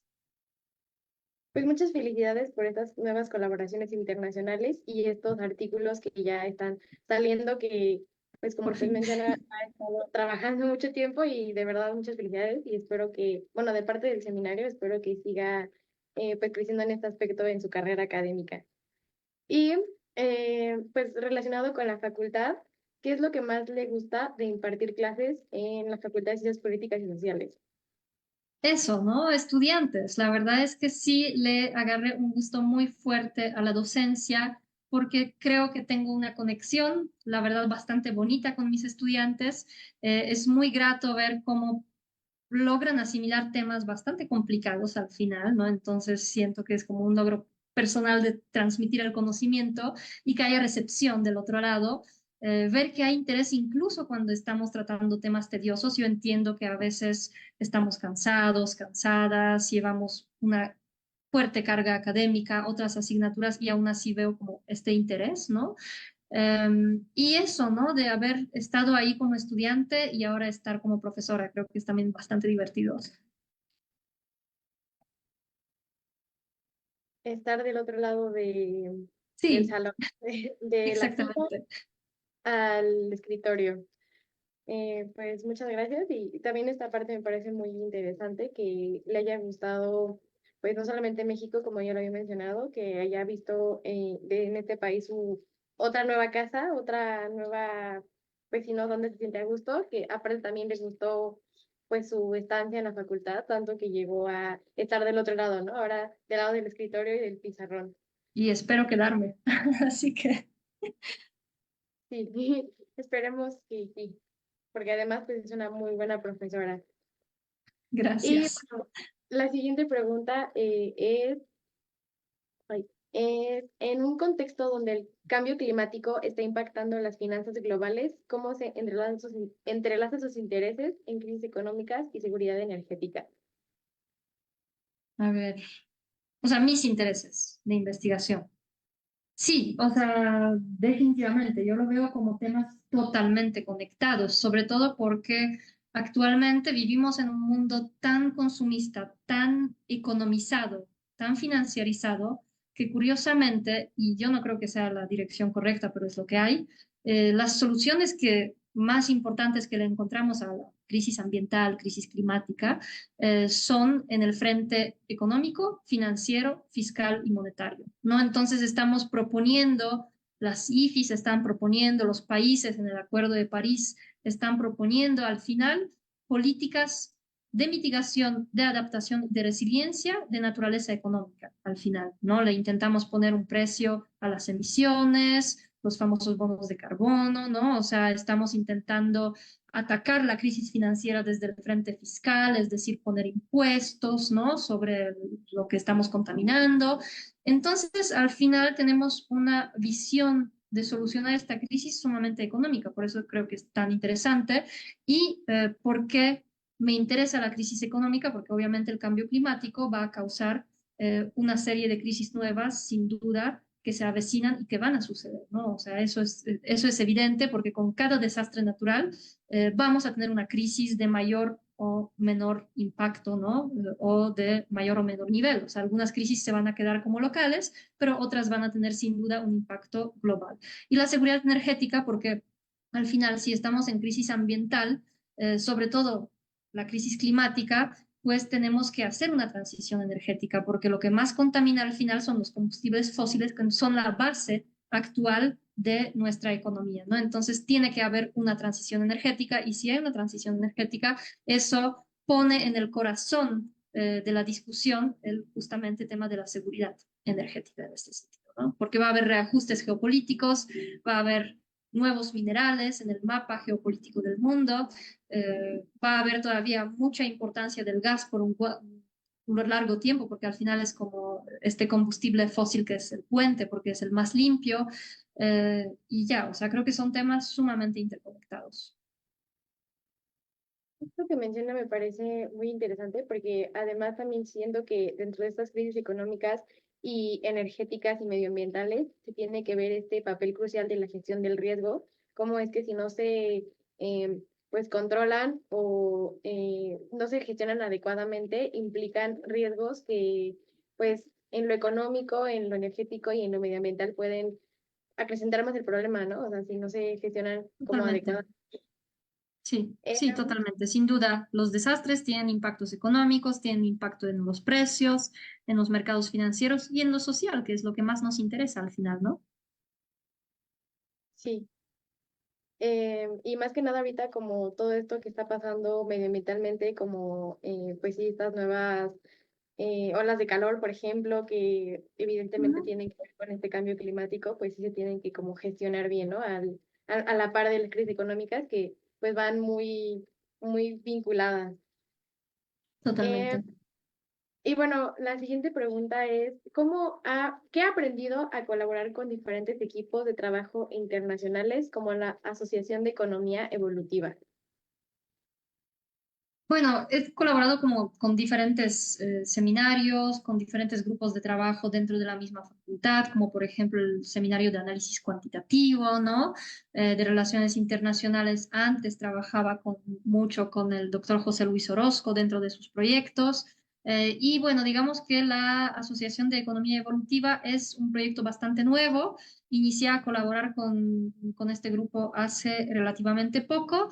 Entonces podría decir que es un inicio apenas, ¿no? Pero ha sido bastante grato porque ya han aceptado un trabajo, una ponencia para el futuro congreso que va a ser a inicios de enero en San Francisco, ¿no? Entonces ahí seguramente tendré la oportunidad de intercambiar experiencias, opiniones, ¿no? Con realmente los investigadores, uno de los más reconocidos en el mundo, ¿no? En este tema. Y justamente vamos a tratar en este congreso la crisis y la transición verde. Entonces, es un tema muy relevante. Wow, pues esta entrevista de verdad que me ha sido muy enriquecedora y además otra vez felicidades y espero le vaya muy bien en pues en eso que viene con esta asociación. Y además también, bueno, en conjunto como con lo que ya hemos preguntado, que va a poder tener otras colaboraciones internacionales y pues muchas felicidades. Eh, Gracias. ¿Qué le gustaría explorar o investigar en el futuro dentro del campo de las relaciones internacionales o la economía política? Justamente eso, ¿no? Transición verde. Creo que transición verde, lo que sea que esto signifique, es decir, matices de verde que tenga esta transición, porque yo también la veo con unos ojos bastante escépticos, es ver cuáles son las propuestas, por dónde la queremos llevar, cuánto va a costar, quiénes van a pagar por ella, ¿no? Entonces, por un lado es algo que hay que investigar porque es necesario, o sea, no podemos afrontar ni adaptarnos a la crisis ambiental y a la climática sin esta transición verde, pero es bastante interesante ver por dónde, sobre todo esta economía bastante ortodoxa, pretende llevar, ¿no? Entonces, eso me interesa. Y también estoy abriendo como mis temas de investigación, ¿no? Como ya dije, el género me interesa, sobre todo los derechos, ¿no? De la comunidad LGBT, todas las variantes, el género no binario, que son como para mí es un capítulo un poco nuevo en mi trayectoria, pero creo que es muy relevante y muy interesante. Luego el tema de fast fashion, en el que estoy trabajando ahora, justamente como no es compatible con la idea de la economía más verde, estoy trabajando ahora el Pacto Verde Europeo, sobre todo la estrategia de la granja a la mesa y cómo esto está afectando justamente la cadena de suministro agroalimentaria, pero desde la base, es decir, las protestas de los agricultores.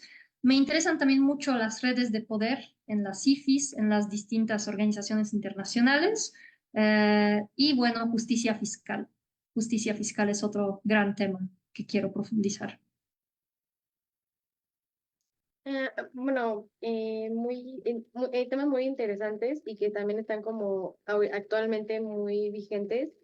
Me gustaría, si se puede, que nos dijera cuál es su perspectiva sobre las industrias de fast fashion y, pues sí, o sea, ¿por qué le interesa este tema, más que nada?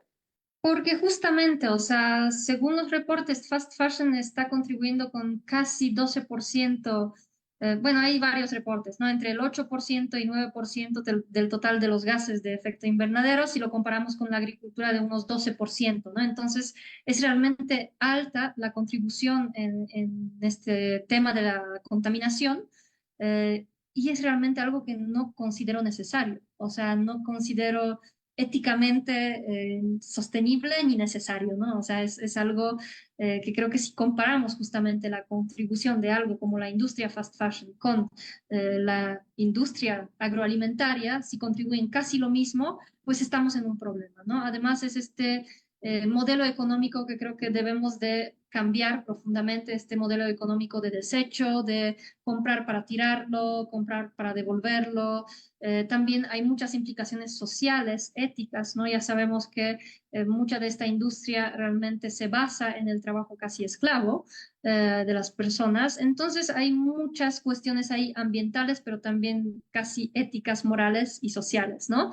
Y otro tema de la industria fast fashion que me parece pues, justamente muy relevante es que pues no es compatible, ¿no? Con la transición verde y lo que quiero ver es justamente cómo en la Unión Europea, Francia ahora es el primer país, si no me equivoco, en querer legislar sobre esta industria y en querer limitar su entrada a su mercado interno a través de impuestos especiales, ¿no? Entonces, estoy viendo un poco las propuestas que se están dando desde la Unión Europea para limitar esta industria.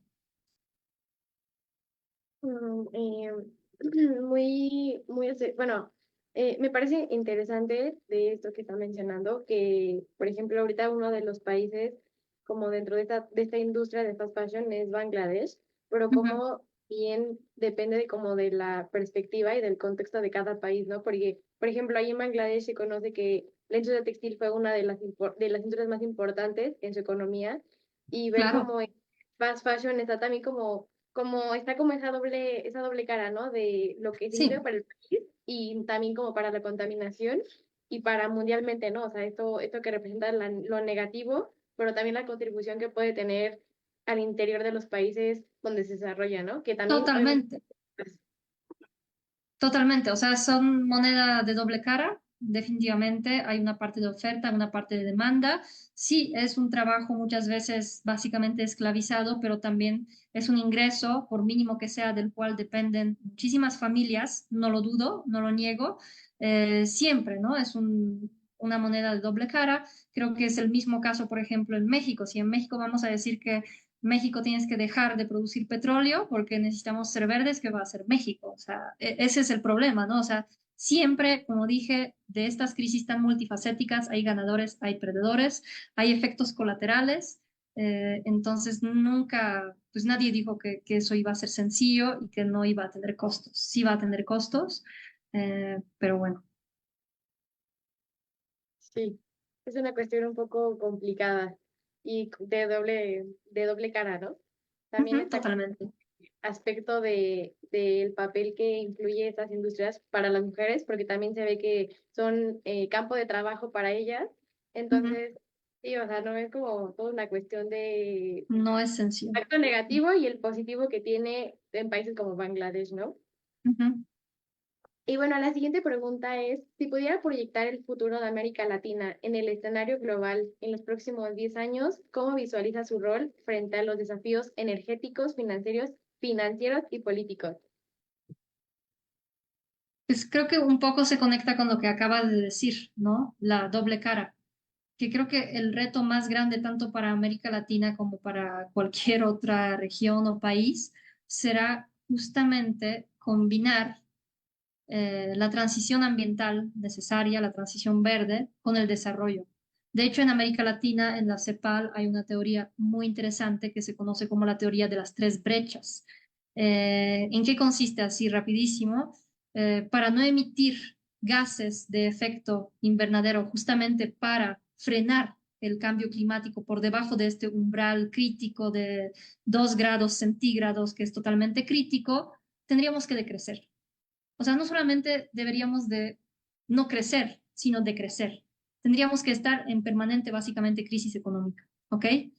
Por otro lado, para lograr los objetivos del desarrollo del milenio, los objetivos de desarrollo sostenible, para lograr este desarrollo, este objetivo de desarrollo, tendríamos que crecer mucho más de lo que es capaz nuestra economía actual sin incurrir en el endeudamiento externo.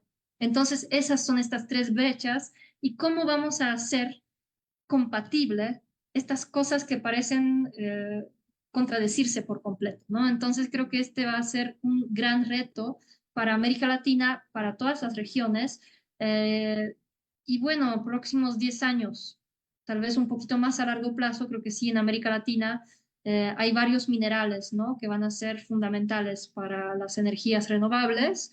Entonces creo que, por ejemplo, en América del Sur, ya también en México, se está intentando justamente hacer hasta política exterior basada, ¿no? En estos minerales, sacarles mayor provecho posible.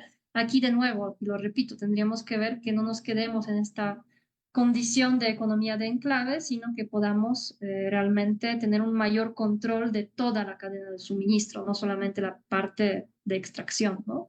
La parte primaria. Pero creo que sí, lo más difícil va a ser combinar el desarrollo con los objetivos climáticos.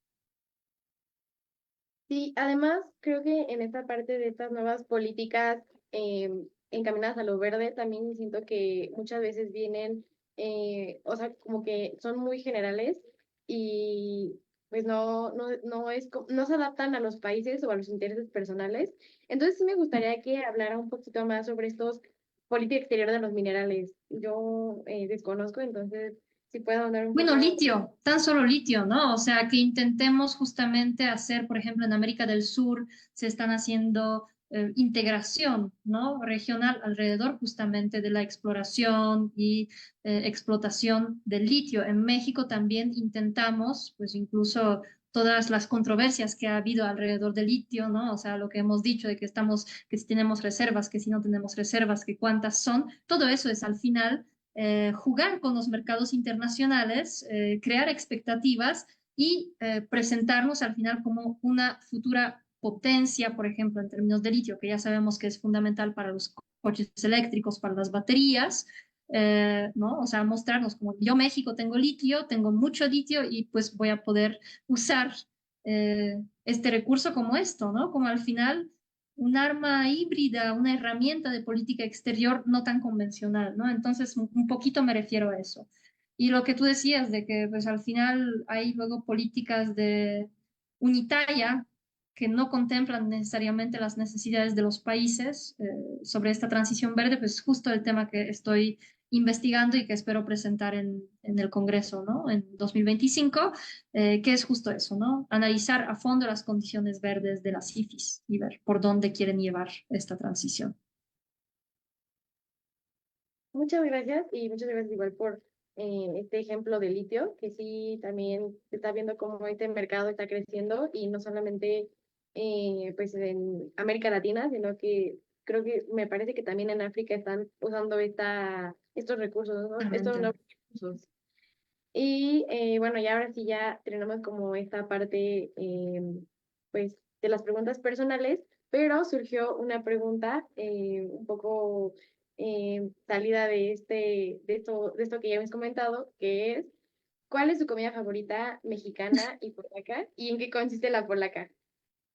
Uy, la comida mexicana, tacos al pastor. Pero les digo, yo tuve una relación de amor y odio con la comida mexicana. Los primeros 10 años que estuve en México no podía comer comida mexicana porque no me gustaba el maíz ni el picante. Entonces, bueno, si no te gusta el maíz ni el picante, no puedes con la comida mexicana. Me empezó a gustar después de, porque me fui en pandemia, estuve como 2 años trabajando en Polonia y después regresé a México. Y es justamente en este tiempo de pandemia que extrañé mucho los sabores mexicanos y aprendí a comerlos hasta hace poco. Pero definitivamente soy fanática de los tacos al pastor, ahora chiles en nogada, evidentemente, ¿no? La tinga, todo, básicamente todo.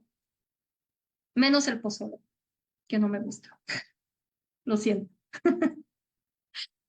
Sé que es casi un crimen.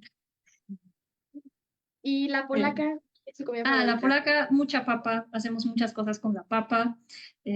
Hay papa básicamente en todas las formas posibles, ¿no? Desde como pasteles de papa con tocino, con distintos ingredientes, ¿no?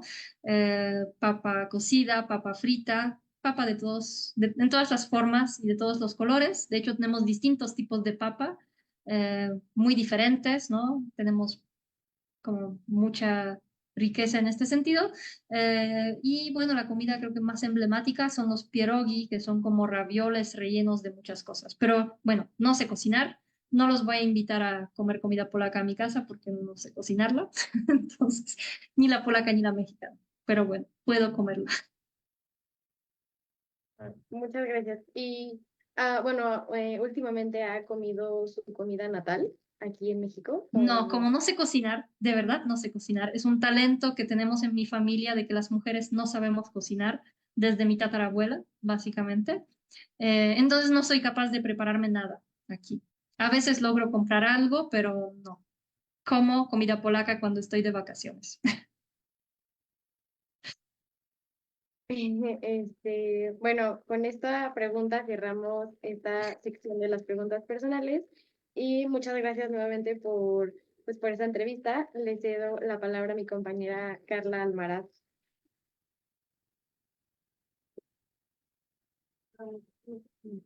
Y ya como se dio cuenta, pues estamos en el mismo espacio, pero de verdad queremos agradecer mucho que se haya tomado este tiempo de haber contestado nuestras preguntas.